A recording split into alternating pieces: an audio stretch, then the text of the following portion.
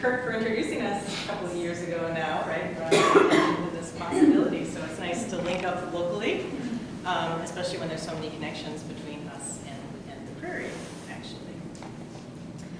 So our founder, Rob Horwich, who many of you know and know a lot about what he did, and there's some size there.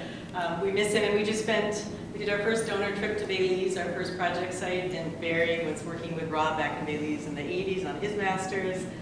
So we were thinking about Rob a lot the last week. We also had two of his two nieces came along on the trip, so it was a really good trip. Thought a lot about Rob. And Rob, you know, in the 80s, when he was in Belize, really figured out the role of communities in conservation. And that's where it all began for community conservation.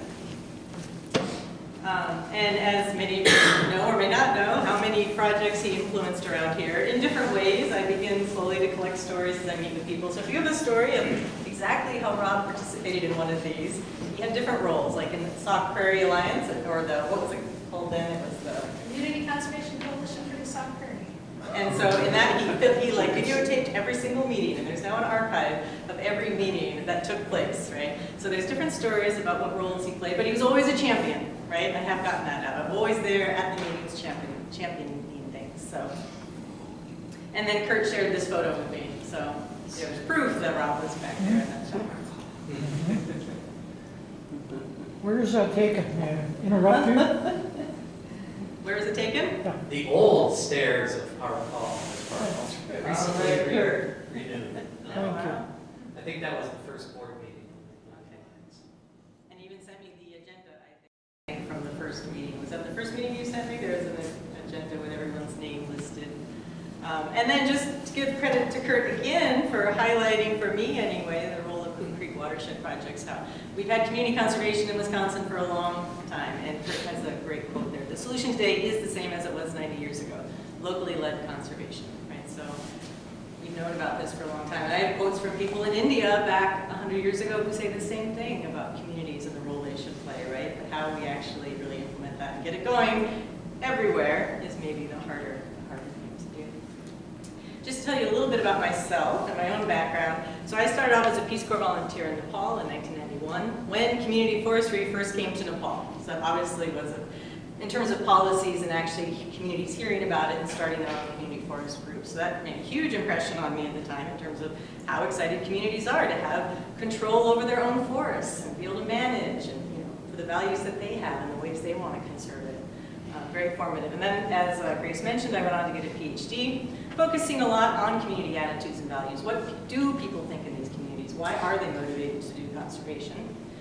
And then I was a AAAS fellow, and then became a consultant for USAID, which has been really valuable, because USAID spends a lot of money on biodiversity conservation around the world. That's the U.S. Agency for International Development, and so they spend a lot of money in developing countries, and a lot on the environment. So that's given me a real chance to go from, you know, the bottom up with communities to the top down. I get to evaluate $35 million projects in Nepal, for example, and looking at how do they incorporate communities, or how do they not. It's a really nice sort of bookend way of looking at things. And then I was a board member on CC since 2011, and then became the director in 2021. I'm just highlighting some of my experiences. And then I want to talk about Nepal just for a minute because Barry's laughing because he had heard this story. He's heard a lot of these stories last week. But Nepal is a place that really can give you faith and motivation, right? So when you're working in conservation and you've got climate change issues and there's biodiversity loss and you can get pretty depressed. But Nepal is a real shining light in the world. And I don't think enough people know about it. So in the 70s, they predicted that given the rates of deforestation, Nepal would lose all of its forests by 2000. This is back in the 70s. And they would lose all of their large mammals like rhinos and tigers by the 80s. But now, through community forestry and national park buffer zone policies, they've doubled the amount of forests in the country, up to almost half again. 30% of households in the whole country participate in community forestry.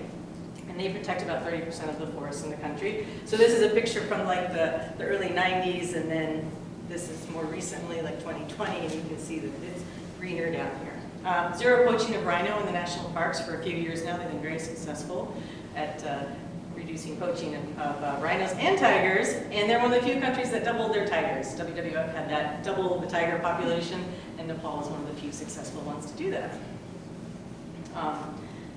And that is in the context context, one of the densest populations in the world, right?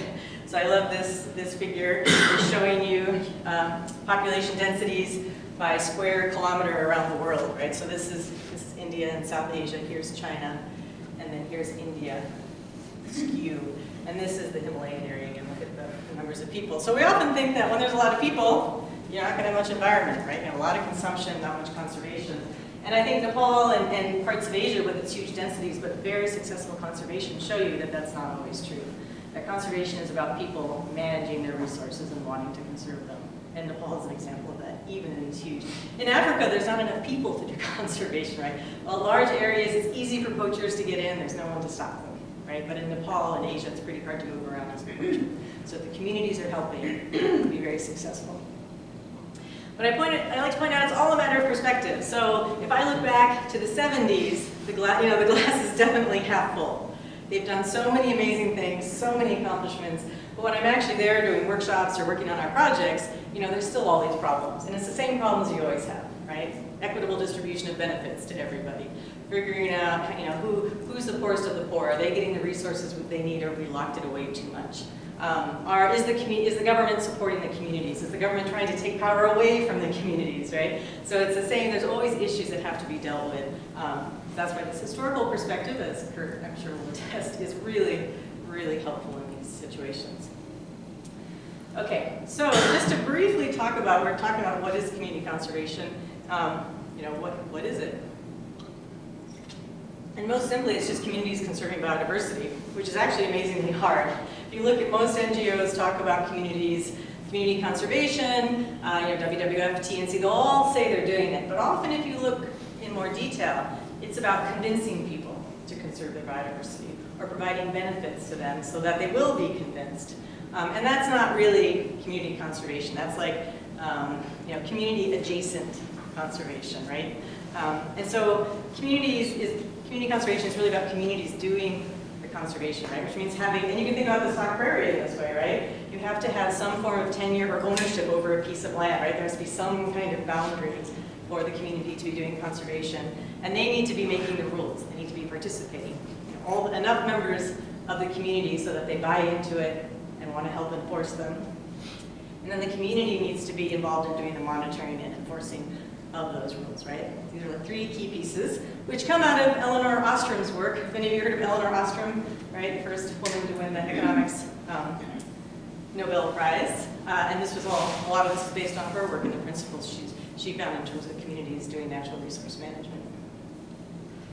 And then I like to just highlight that then the benefits from communities doing conservation to them are improved governance. Because to manage biodiversity, you've got to know how to govern and manage this area. So in Nepal, we've seen this in abundance. When they had a civil conflict, the one type of group that kept functioning when the government was not, was the community forest user groups.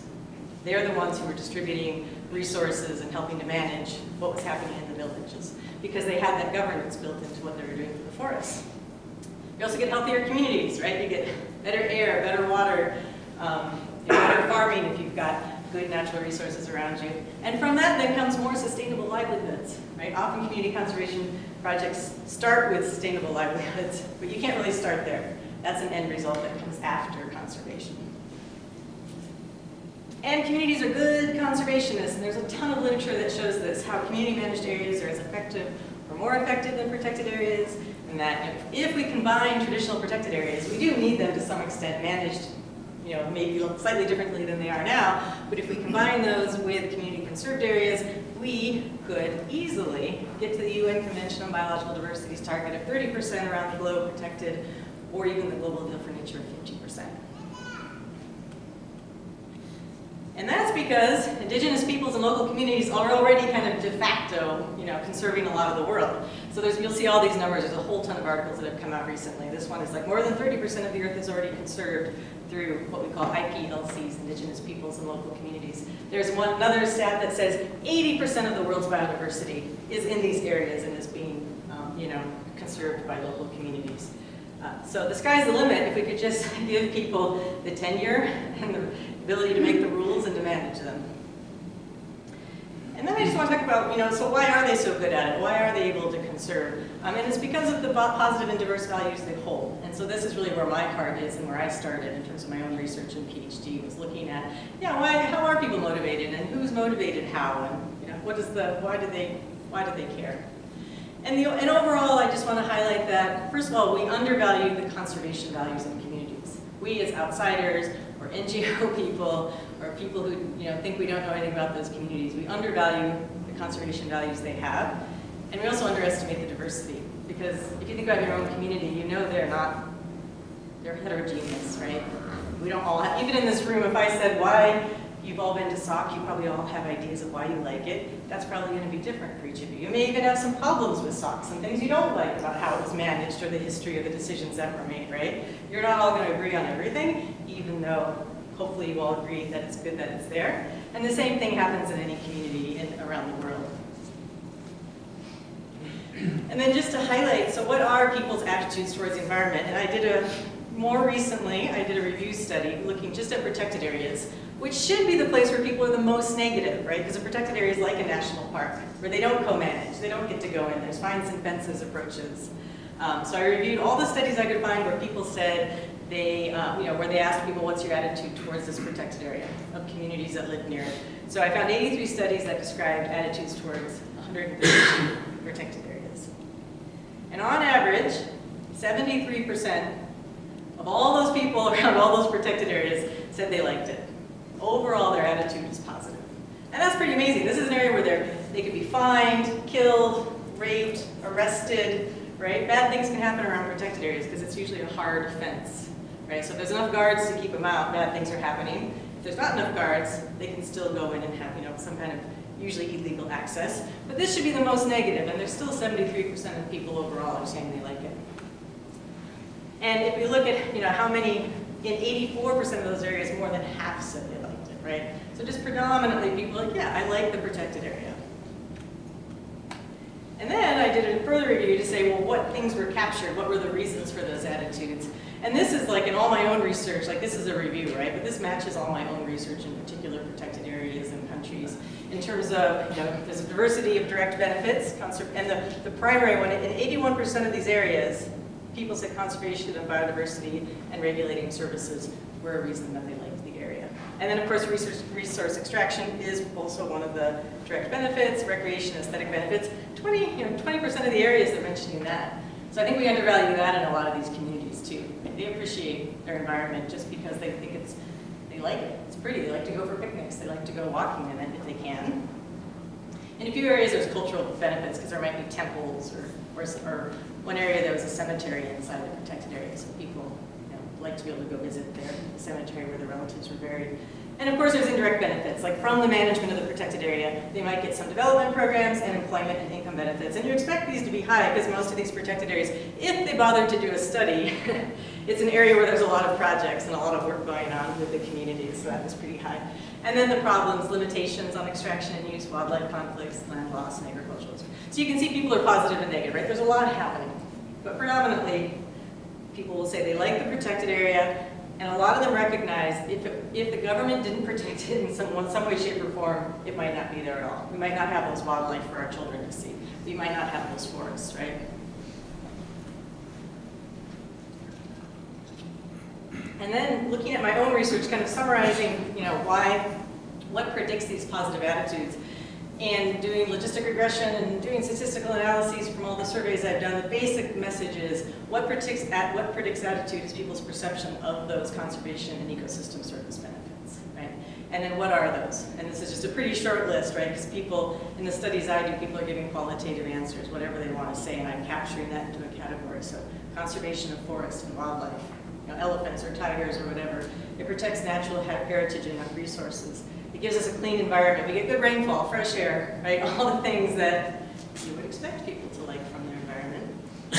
And what predicts people seeing those? Like which people in the communities, and remember this is the majority of people are seeing these, but what does predict that? People having some knowledge about the area, right? Doing something like in this case, it's protected areas. So knowing when it was created, who created it, why they created it, having access to information, maybe even about the wildlife, like, oh, we know this wildlife is endangered around the world, so that's an important piece. It's probably true of Sauk too. The more people know about the prairie, does this ring true in your experience? People who know more about its history and why it's there have a higher appreciation. Absolutely. So I think everything we're seeing here is probably happening everywhere. I do want to highlight that not a single attitude study was conducted in North America or Europe. For some reason, we don't ask people here why they like protected areas. So that might be another interesting collaboration we could do, is seeing how similar it ends up kind of looking. Even direct extraction maybe because of prairie seed and things like that, right? And so here's just a simple knowledge. If people have knowledge about conservation, for example, a protected area, they perceive these types of benefits and they have a positive attitude. So then just to give a couple examples from some of the studies that I've done over the years. So for example, and this is using gender as an example, because gender is really interesting and easy kind of way to look at what's happening at that heterogeneity in communities, right? Like how do people differ in communities? What are some of the lessons there? And obviously women are important for conservation. They're half the population, right? And they're usually not really included very often in conservation projects, even though they're talked about a lot. So in Myanmar, and this was a while ago now, but not much has changed in Myanmar. Things have gotten worse actually, right? So I don't think this has changed too much probably. But the women were less likely to like protected areas, and it was because they didn't see the conservation ecosystem service benefits. And so, in that particular area, we worked with the warden using that attitude survey. He began to meet with the communities, and then we did another survey 4 years later in 2003, and both men's and women's attitudes increased. And in that time period, the warden met with them. He focused a lot on women, because we talked about trying to meet with women also and explain to them what was happening. He allowed them, he tried to mitigate some of the conflicts they were having. He allowed people to use the road that went through the middle of the national park instead of going all the way around to get to the main market area. He allowed them to extract mushrooms and some other non-timber forest products that wouldn't damage the environment. And he really just tried to build trust with them and communication. And we found that both men and women increased, nearly 10%. They went from minorities to majorities, saying they appreciated the area. But what was really interesting is the women's appreciation was primarily caused through an increase in their positive perceptions, particularly conservation ecosystem service benefits, right? They had less access to knowledge about that. So as they were actually included and talked to, their appreciation for the protected area really grew. And then men's perceptions improved through a decrease in the negative stuff that was happening, right? Such as problems with extraction and then their conflicts with protected area management. Which also parallels into some media studies which show that men are more motivated by negative news and women by positive news, right? So this might have worked through some of those channels too, just in terms of, you know, women are motivated by learning something good and something positive. And then in Nepal, where they have, as I mentioned, since the 90s, had amazing policies that they've been putting into place, people are pretty aware of the protected areas. They have a phrase that says Nepal's wealth is the green forest. And the monarchy, the king in the 60s and 70s talked a lot about that. So in this case, the protected areas, women were equally as likely to like the protected areas as men. So the attitudes were very similar, predominantly completely positive. But they did not perceive conservation ecosystem service benefits as much as men. So if they did, they'd be twice as likely to like the area as men were, right? We would predict. And what explained the difference? In this case, we collected information on their protected area knowledge, and they just didn't know much about the protected areas. Didn't have access to that type of information. And we'll talk a little bit about more why that is. I think it's probably obvious to most of you. And just one more study about attitudes towards tigers, because this is one that gets really into detail about how people vary their attitudes towards tigers, using gender again. So this was with a colleague, and he was doing a study looking at people's, he had some key questions, predetermined questions, asking them their attitudes towards tigers. And you can see that the men, they're both men and women are positive. Men are more positive than women. So there's an attitude gap. Again, just like with protected areas, overall very positive. They like tigers. They're pleased that they're in the forest. They enjoy having them in their area. But there's more women that are happy with tigers, more right in their own area. People do die from tigers every year in Nepal. It is a real threat and a danger to them. So we said, well, what contributes to these attitudes in terms of gender? What explains the difference between men and women? And so we looked at their socioeconomic characteristics, their experience with tiger, if they'd seen tiger, how often they'd seen tiger, their perceptions of risk, how likely they thought they were to get injured or die from encountering a tiger, their feelings of control, can you control when you go into the forest, right? Can you keep yourself safe? And then just their beliefs about tiger. And you can see that beliefs about tiger explain 67% of the difference in men's and women's attitude, and that percentage explained. That tells you of the gap between men and women, how much is explained by each of those things. So predominantly, it's their beliefs about tiger that are making that difference in attitudes. And then if we look at the very particular beliefs that are contributing, again, you can see the percentage explained column in the middle there. Women not perceiving that tigers help keep the forest healthy is the major belief that explained 31% of the difference between men and women. So the other beliefs played a role. But again, that forest and ecosystem, conservation ecosystem service benefits of keeping forests healthy, is women are kind of missing out on that. They don't have that background in conservation. So why do women lack information? Like I said, you probably can guess all this. They have less access to information. They're often not invited to meetings. They're not expected to participate. Oh, they're too busy in the house. They need to be in cooking and cleaning, and there's kids, right? We just don't invite them. We don't have meetings at the right time of the day. And then there can just be cultural constraints, right? Daughter-in-laws, like in South Asia, daughter-in-laws don't go out to meetings, right? It's, of course, changing. Things are better, but it's still there. And then the other interesting thing to think about is we can expect similar patterns from other marginalized groups. So in like South Asia, you've got lower castes, or you have people that are more, poor, more dependent on natural resources. You'd probably see the same thing, because they just don't have access to the information and the hierarchy of who's managing the area. But I also want to highlight, and I love this, like how similar this is to the US and Europe. We see the same patterns when we do wildlife studies here. Women will hand, if they get a survey coming through the mail, they will often hand it to the husband to answer, right? Men are the ones, this is just what happens when we do surveys. I think, like I said, the trend is getting better, but men are still the ones that we think about and know about wildlife. Women are still less likely to participate in environmental activities outside the home, even though inside the home they're the ones often doing the recycling and the stuff that's sort of environmentally friendly in the home. Okay, so that's sort of an overview of attitudes and why people are participating in conservation around the world, right? And the potential for really supporting them to do it. And then I just wanted to give a little bit, how are we doing on time? Okay. Just wanted to do a little bit talking about some of our particular projects. Since Rob founded CC in 1984 with the first project in Belize, he did 27 projects in 15 countries over 30 years. Or he did 14, he added into one. So that's pretty much the work he'd done up until 2017 when he passed away, with his last trip being to Cameroon. Oh, and I just wanted to highlight, so I sort of talked about community conservation being, land boundaries and rules and enforcement. But then when we go in as a project, what does it look like, right? What are we actually doing with communities? And I think sort of project activities, when you look at any of the big NGOs, and because of my consulting and things, looking at conservation planning, and some of you might know something about some of the big NGOs, how they do conservation planning. I don't know if you guys have a process you use for the prairie. But it's kind of a black box of what are the actual activities, right? You kind of look at what's our target, what do we want to conserve, what are the threats, and now let's just brainstorm all the things we could do to mitigate those threats. And I sort of created a heuristic device for these are basically the 5 areas, not just for community conservation, but any conservation project, right? Almost anything fits in these 5 types of activities. And you can kind of think about each site and say, well, what of these things are, the priority at the site? How many things are already being done, or what needs to be done, right? So there's knowledge, just knowing about the basic site. What is the status of the target, right? How many tigers are there? What is the habitat look like? Does it need to be restored, right? Just basic kind of scientific questions. And there's awareness and advocacy, right? Because communities have those values. They may not know the full context of what they have. So I met a woman back when I was doing my PhD in 1994. I was doing my interview, and she was like, well, I love the elephants in the national park. And she, I love the elephants, and she does the universal symbol. And I say, oh, well, I've never seen a wild one. At that point, I hadn't. She's like, what do you mean? What do you mean you haven't seen a wild one? I'm like, well, we don't have them in the U.S.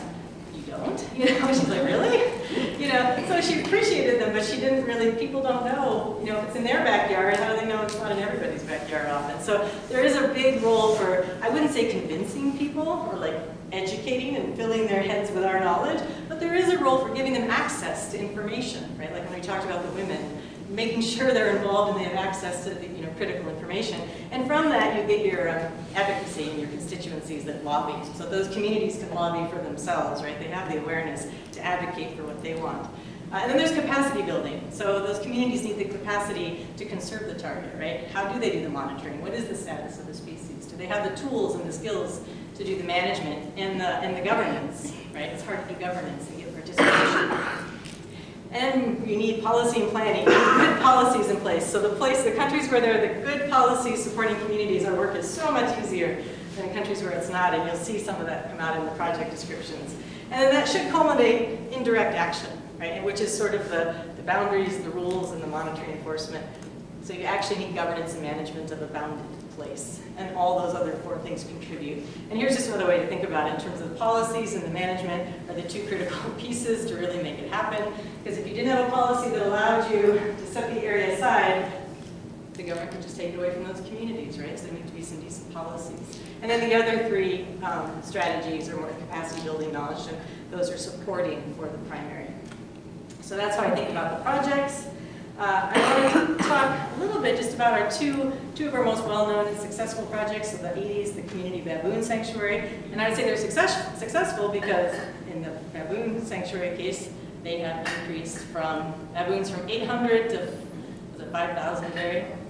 They've lost forest.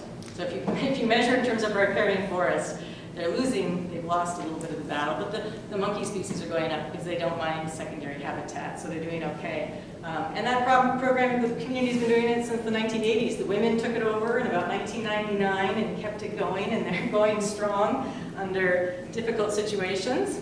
But I would say from CC's perspective, totally successful. The institutions are still there, the people are still there, they're doing great work, they're conserving it. And then the other one is the Golden Langur Project in Assam, India. Oh, I should be showing you the videos here. So this is this is in Belize. They call them baboons. They think because this is Creole culture from Africa, so they thought the howler monkeys look like baboons. And here's the donor trip we took last week to sort of share the story with people. And then this is India in Assam, the Golden Langur monkey I went there in September and had a chance to see. And again, it's totally sustainable. The communities are doing amazing. The monkeys are doing well. But interestingly here, when I was there, the government was pretty much undercutting the communities completely. So there's a forest called Kakoijana Forest, which is like 13 communities that have been conserving it since Rob first went, and Rob said, don't even bother, the forest is so cut down, the monkeys are living on the ground, let's go over to Manas Biosphere Reserve and work there. So they ended up with 2 projects because the local NGO said, no, we're not giving up on this forest. These communities are motivated. And Rob went back a couple of years later and the forest was already coming back. Like once you protect an area and keep cows out and grazing, these forests will just bounce back. But now the government wants to turn it into a wildlife sanctuary. The government's like, they did such a great job, and there's no official protection. Nepal, India does not have very good policies for community conserved areas, so it's pretty easy for them to take shortcuts and try and turn it into a wildlife sanctuary. And the researchers who supported them are supporting the government, and I was told, because they can get more grant money. If it's an official protected area like a wildlife sanctuary, their grants will be more impressive and they're more likely to get research funding. So they're undercutting the communities too. So it's an interesting story how they're trying to fight that through a Freedom of Information Act policy in India. So they're having 4 or 5 members of each community write letters saying, when did you hold a public meeting? When did you get the opinion of the communities? And trying to foil them with paperwork and just embarrass them so they drop the whole thing. And then, in around Manas Biosphere Reserve, where there was village protection defense forces, because it was a really dangerous situation actually with illegal loggers, the government went ahead and hired all those volunteer protection forces as day laborers. So again, are they doing that to give them some money and compensation and recognize the good work? Or are they just trying to chop the heads off of the communities and the volunteers that were working for the communities? Right? And at the time it was happening as I was there, so it was hard to get a story, and everyone's like, so we don't know which way it's going to go. And we think, they've now lost their volunteers, and so now they're just government staff, so not a good result. So that's looking at our 2 most successful, and what I think is interesting is that after 30 or 40 years of these communities doing amazing work and being completely successful, every day is still a battle, right? Every day there's something they've got to contend with and try and fix. And so then to go on to some of our current projects where we're supporting and working, and some of the places we're working with partners. So first we're in Peru over here. In Peru, we work with a neotropical primate conservation group, which Rob started working with back in 2009 to 11. So they were an existing partner back then. And Rob came down, and Rob had this interesting approach where he would suggest that you hold huge meetings. He did this in India too. Invite lots of people, tell people why you're there and what you want to do. Invite government representatives, NGOs, and say, hey, we want to work with communities. And to this day, Sam Shanid, who's like the program director over there, he's actually British. They still get phone calls from these communities. The network keeps going. So since those workshops, they've now created 11 conservation concessions. That's the policy in Peru that is used for communities to get tenure over the land, and they can't extract at all. The only thing they could possibly do to get money is tourism. In a lot of these places, you're not going to get tourists. So they're doing this just for conservation, right? Just for like ecosystem services and conservation of wildlife and plants, medicinal plants. Because otherwise there's no money, and the NGOs have to help them write all the reports to get it done because it takes money, and they don't have it, and they can't easily raise it from the area itself.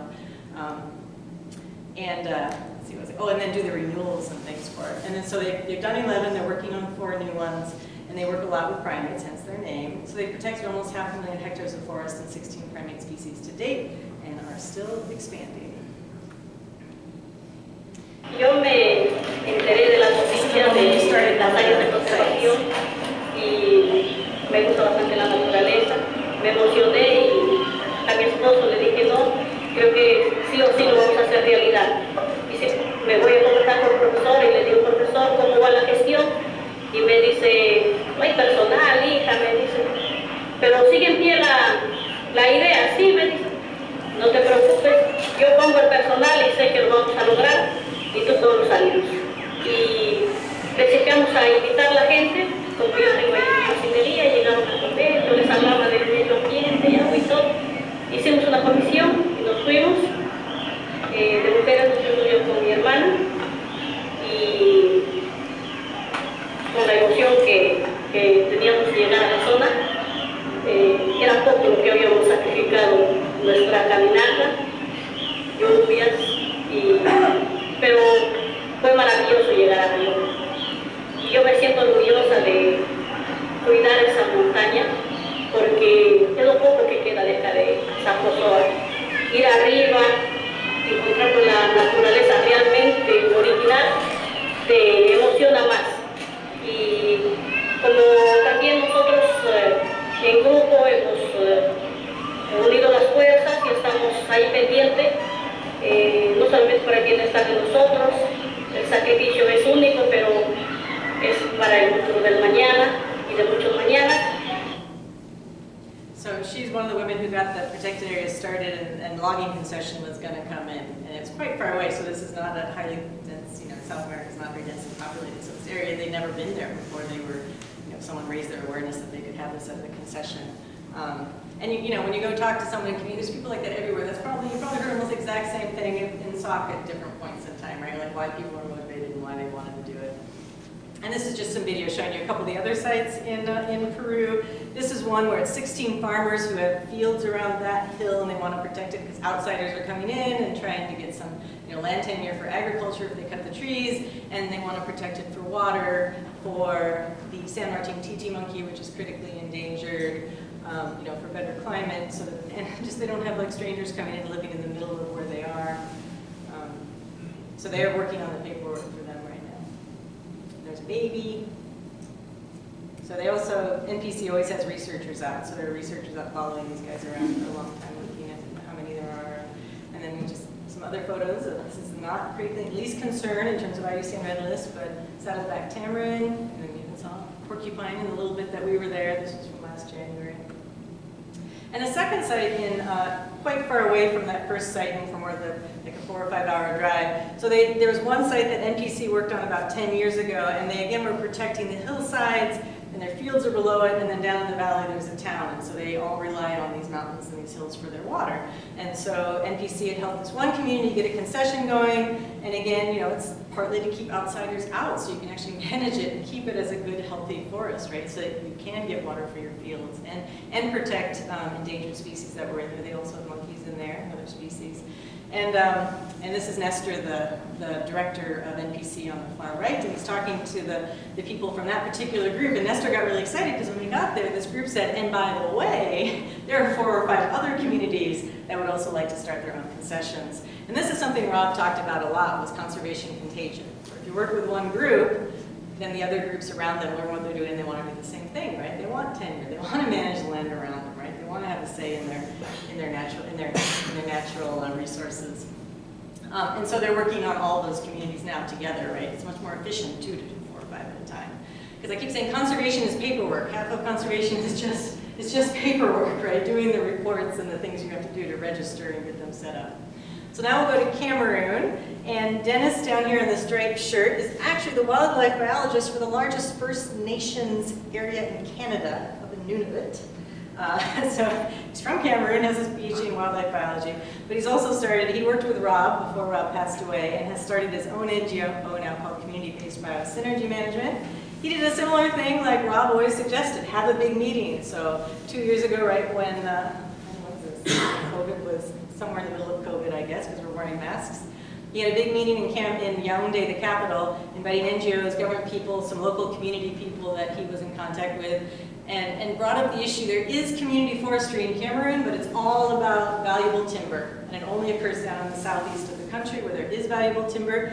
And so Dennis over here really wanted to start a conversation about why do communities want to do conservation? It's not just about the timber, right? That's the government interest. And so we started with a big meeting, and then 2 of the community representatives that were there, this is one of them, a chief, invited us out to his site up in the north, more the northwest central, and they have chimps up in those forests, and he wanted to conserve the chimps. But there's no community forestry here. The government doesn't do community forestry here, so he wanted help convincing the government to let them register their forests to save the chimps, because the chimps, they're hearing them farther and farther away, and they know their forests are getting more and more degraded. So, you know, we did basic research. They've gone in and done some camera trapping to try and figure out, well, how many chimps are there? Are they connected in a corridor to any other chimps? Because this was a place Dennis did not expect there to be chimps even, so this was surprising.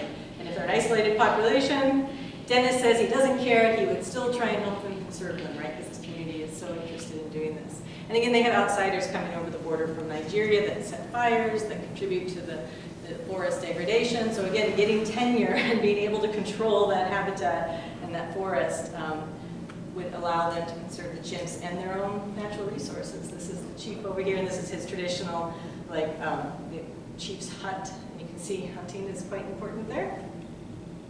And then they also, this is a museum in the local capital center. They highly value spiders and snakes. And this was a new museum they had just built to highlight their culture. So I just thought that's kind of a nice shot. And the second site, this is down in the area where there has been community forestry for a long time. This is the community forest leader of a forest that there's been a lot published on. They started it about 20 years ago. A lot of projects have been there and researchers helping them to get this community forest going. And in this video, the community forest leader is telling Dennis, well, you know, the community forest is great, right? And we like having it, but we thought we could go back to our traditional hunting, right? Once we had this forest. But we can't because it's too small. Like, this is the size of our forest, and this was the size traditionally of where we hunted. And so we want help figuring out how to traditionally hunt. So they don't need help with paperwork. They don't need help setting it up as a protected area, but they have very specific questions about how to do sustainable hunting. So here's some of the timber that's getting taken out of those logging concessions in that area. I just wanted to highlight this guy over here is a pastor. He's not from the local Baka community, but he's been there for 20 years, and he went around with us when we got our tour of the forest. He was writing things down on his smartphone, and I'm like, every time, like, what are you writing down? And he said, I'm writing down the local name for, the plants. Every time they go out and do one of these tours, I go along and I start writing things down. And then I go up to that hill over there where I can get the signal on a good day, and I try looking them up and seeing what the scientific names are. So I showed him iNaturalist. We live in a world where you can show anyone in a village who's interested in biodiversity iNaturalist, and they get excited and they're like, oh, I got to download that. Because I was like, if you post pictures, right, and the local name, someone could probably help you identify. So it's pretty cool. It's so amazing how you meet people like that in random places. And so in this area, Dennis now has 10 villages that have 2 people have volunteered to start monitoring the wildlife. So they're going to start going through their own forests around their communities He's using a software app where the people can draw pictures that they recognize. Like, okay, we're going to use this picture for this species. We're going to use this picture for this type of, when they see tree cut or poacher or whatever, right? So they can start collecting their own data, and he can help support them. And this is in a context where the Zoological Society of London had said, hey, do you want to come into here and take over our community monitoring program? And he thought, sure, I'll leapfrog on top of that, right? He gets there, and it's an informant network. CSL has local baka informing on other baka who are hunting wildlife, right? And he's like, that's not community conservation, that's not community monitoring. So he starting from scratch with them. So then we go over to, I believe I have Nepal circled there, yes. So Rob, I met up with Rob initially because someone from the Smithsonian said, hey, you guys live an hour away from each other and you both work with communities, you should meet up. So we met and we worked on a paper about Assam, India, the Golden Langur project, but then Rob said, hey, and I want to go to Nepal. I think we should go to Nepal and start working. So in 2012, we did a tiger monitoring training around Chitwan National Park. And that gave Rob the idea because in Assam, where he worked over in Manas, that's way over here, and Rob thought, hey, here's Chitwan in Nepal. What if we created a corridor all the way across there, right? A community wildlife corridor. And I'm like, great idea, sounds impossible, but why not? That whole area, all this green down here, that's forest. I mean, above it is hills and there's more forest, but in terms of like this where the tigers and elephants would go, that forest there, and at least half of it is community forest. So that whole way from Chitwan all the way over, to the eastern border of Nepal, you have community managed forests that you could enlist if they're interested. So we started a project. First we went in all those little dots, we just interviewed people, the community forest groups, what wildlife do you have in your forest, just to see their awareness and their interest, and we have a paper published about that. And then we went back and camera trapped in 2 of the districts and 28 of the community forests, just to say, here's what you have in your forests, and that's probably our best video because it's the baby Chinese pangolin, which is pretty cool. And then we put together videos for each of the community forests showing them what we found. And this is just really like 2 weeks of camera trapping with 10 cameras in each forest. And we had tons of wildlife that we got out of it.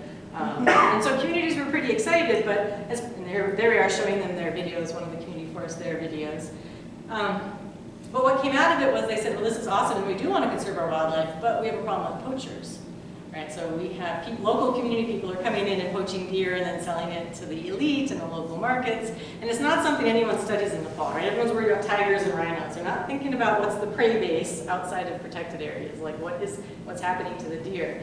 And so the community said, this is our real problem. So what we're doing now is trying to create community-based anti-poaching units, which is something that's working around the protected areas to get the communities keeping poachers out. And we took people from the east and we said, hey, come look at this model, what do you think? And so in 2 of the districts now, they've started their own community-based anti-poaching units, and it's mainly to raise awareness with the police and the higher-ups that we need to work together around this issue, right? You guys can't be letting poachers out in a day, right? You need to be supporting us to do this conservation. So we'll see where that's, so you can see the policies are in place. Everything in Nepal is good. People have the capacity to some extent, but this wildlife is kind of the new thing for them to be thinking about in terms of community forestry. And I think the last one, second to last, we're going to go to Myanmar, which is a different model again because Myanmar doesn't have good policies in place. They do have community forestry, but the government has not yet been convinced that they should ever give any certificate to any community. So our partners have been working in some areas for 20 years trying to get it. It hasn't worked. So what they're doing instead, this particular partner works a lot in the protected areas, writing protected area management plans and doing the initial research. So they meet the local people and they see who's motivated. And they said, let's start having trainings. We'll have this research center. This is up in the north at a biosphere reserve, Indaji Lake Biosphere Reserve. And let's train biodiversity heroes, the people we see in communities. Let's do a community, bottom-up approach to getting them excited to do projects.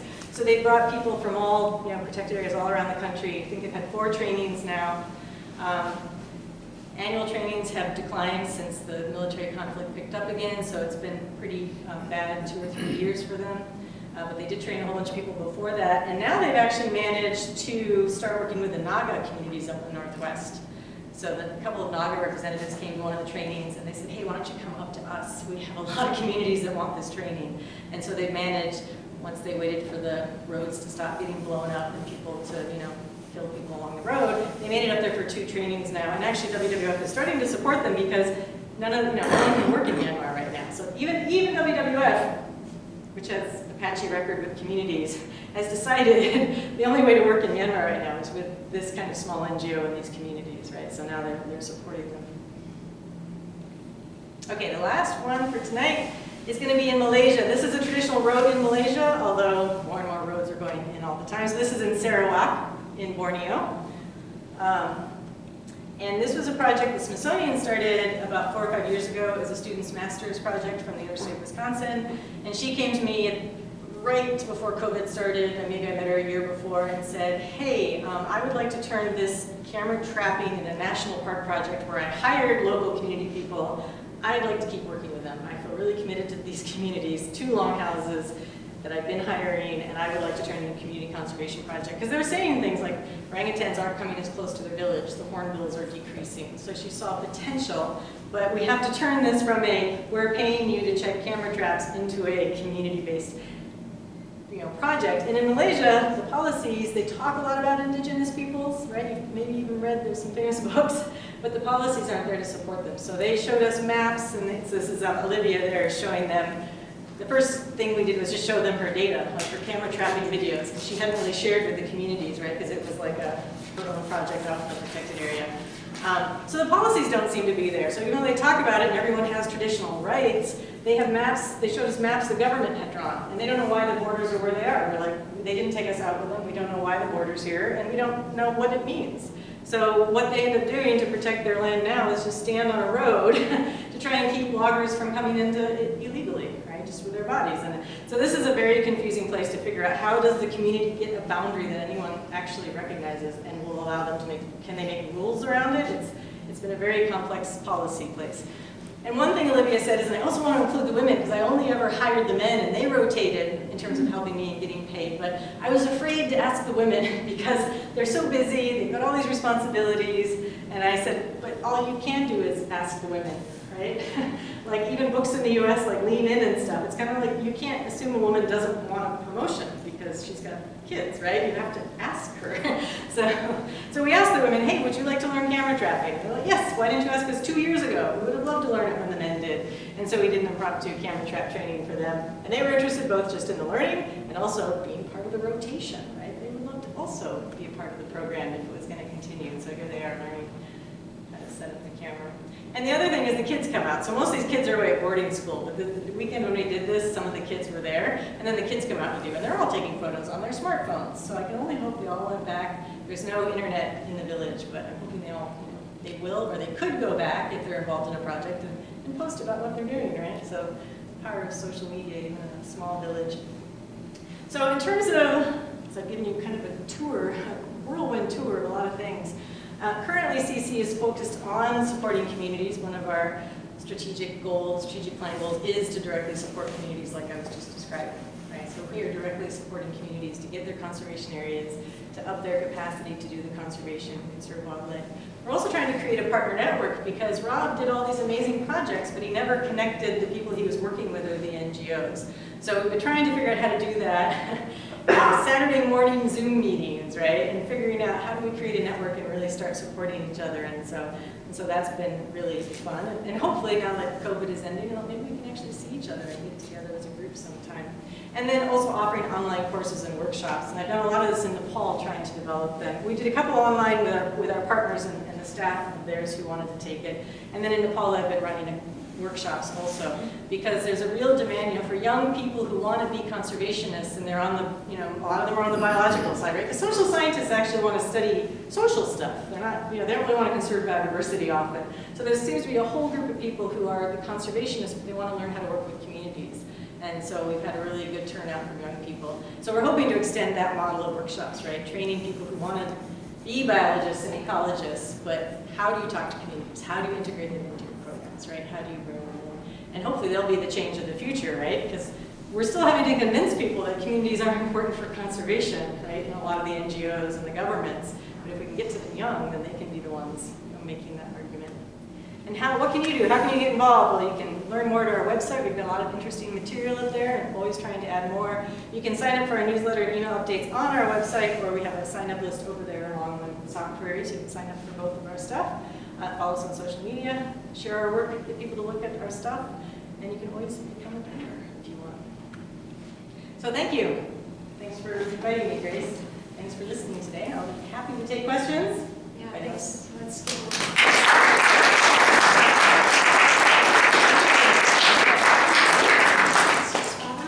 I'm sure you have questions, and I'm hoping Teri will stick around after this too.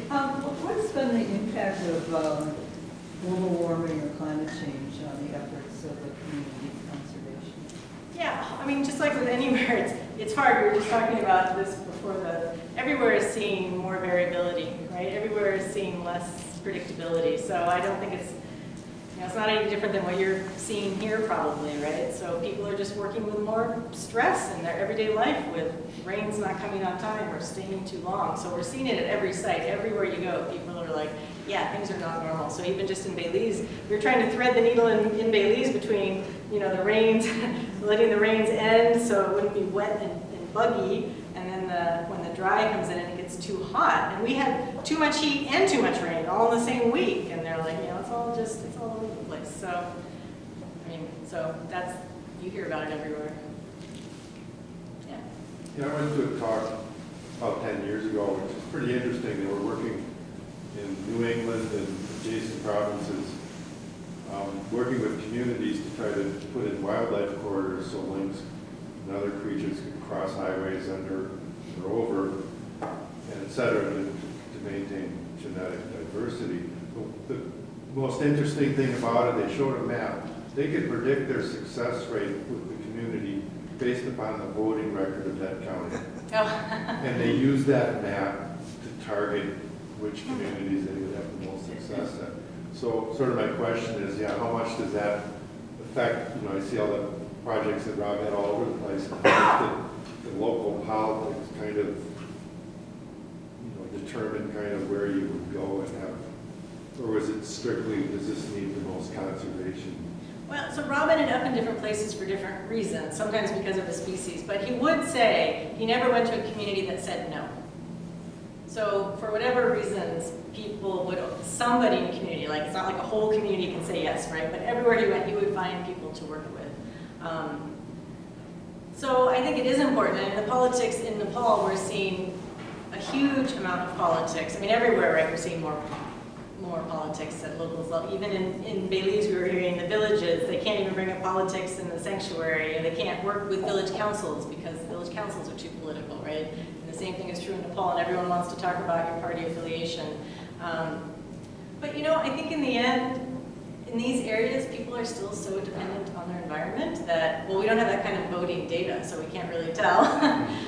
But also, there are people in every community who want to try, who want to be involved in conserving their environment, right? So maybe there's not as many as you find in other communities, but that's it's an interesting question. And actually, I wonder, our Peru partner did a paper looking at the contagion, right? So he actually has data looking at if you had a project, how one conservation concession would sort of spread to the surrounding. You could see the spread going out. So it'd be interesting to see if they could correlate it to some kind of politics and maybe pockets where they couldn't get it going.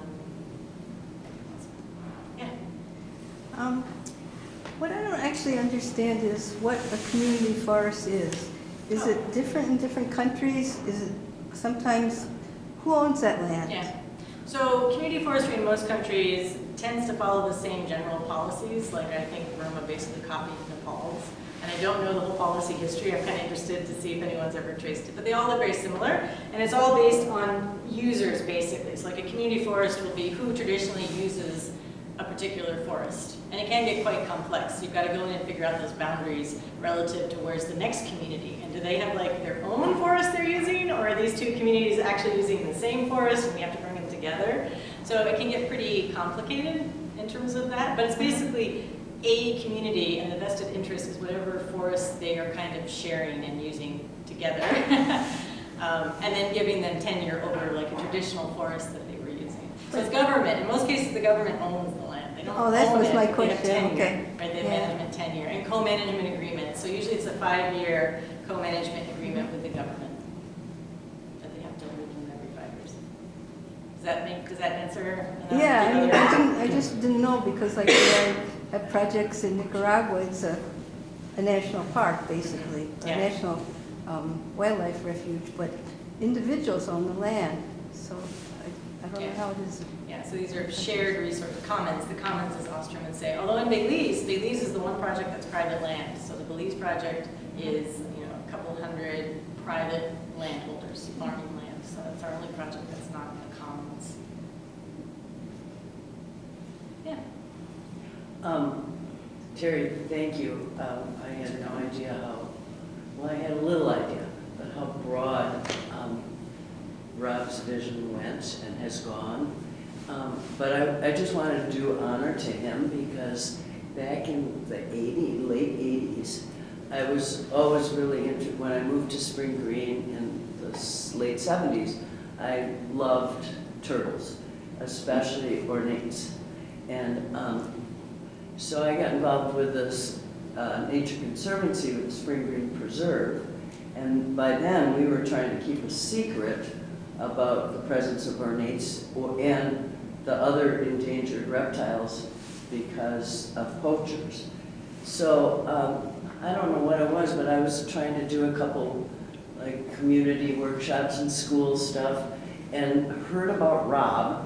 And so this guy shows up, and it was late 80s, and he was so knowledgeable, and he was just wonderful. In fact, I think he was he had a couple animals that he brought, and but the take home for me was I was feeling really polarized because the community, especially adjacent landowners to that TNC property, were really up in arms about cutting the cedar, the prairie restoration, the fact that there were maybe rattlesnakes there, and so I was sort of feeling and acting on this polarization. What do I do? And Rob was so hopeful because he told me about this community conservation concept of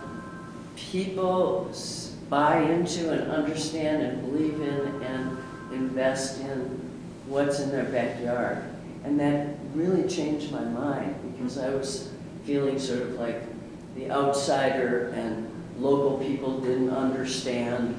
And so I'm not putting it into the best words, but he really influenced my understanding of bringing people together. And so then we started, and Michael and I did a newsletter, but we started really including Jones Road and adjacent landowners and come on out, and we'd walk around and have food and get people to appreciate what they many thought of as a cactus wasteland.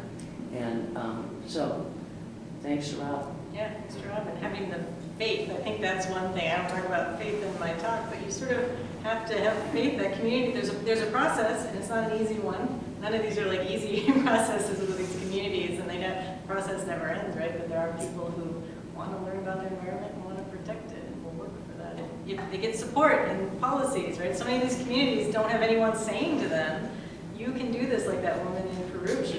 Until someone said, you can actually get this as your own concession. Here's this, come look at this, and you could have it. She's like, oh my God, I had no idea.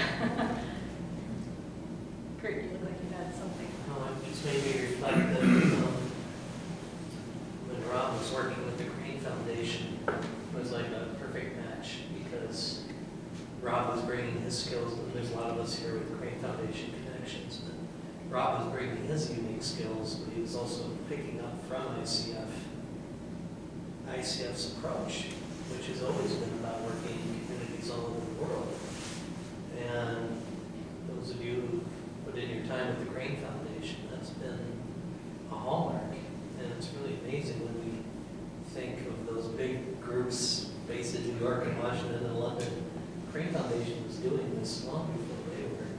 So maybe Rob picked up from all our colleagues, not only here, but around the world, and learning, because we all make mistakes and we all have to figure out how to take this approach. But I think that him coming to ICF was mutually beneficial.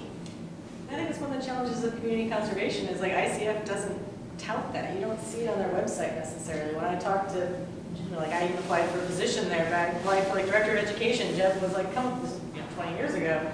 And we're not talking about communities, right? That was sort of very traditional ideas about what education and outreach was. And yet, it's buried in what they're doing. And this, I find this a lot with groups. They're doing the process. Of course you have, I mean, it's somehow what you have to work with communities, right? But it's hard to find those people. And even in Nepal, they do community conservation so well. I'm trying to start just a network of people to actually articulate what they do well and to actually think about it, right? Because it's kind of just buried in their heads and they're not really, you know, it's just sort of an interesting phenomenon how some of the groups that are doing it so well, they don't even know they're doing it in some ways. And not sharing the lessons, right, in terms of how to work with communities. They're sharing the lessons about cranes, but maybe not so much about communities. Other questions? Yeah. So what's going on in Madagascar? Oh, nothing right now. Actually, that was a seed project. We had Rob had worked there with one of our board members, Mark Fenn, and then so I think it was two years ago, a year and a half ago, we gave a seed grant because Mark is sitting there. Our board member is sitting there as the head of an EU protected area project. So with that seed money, he was able to sort of restart the program that he and Rob have been working on with communities around the lake and get European funding. And so they are working on with communities around the lake to do conservation.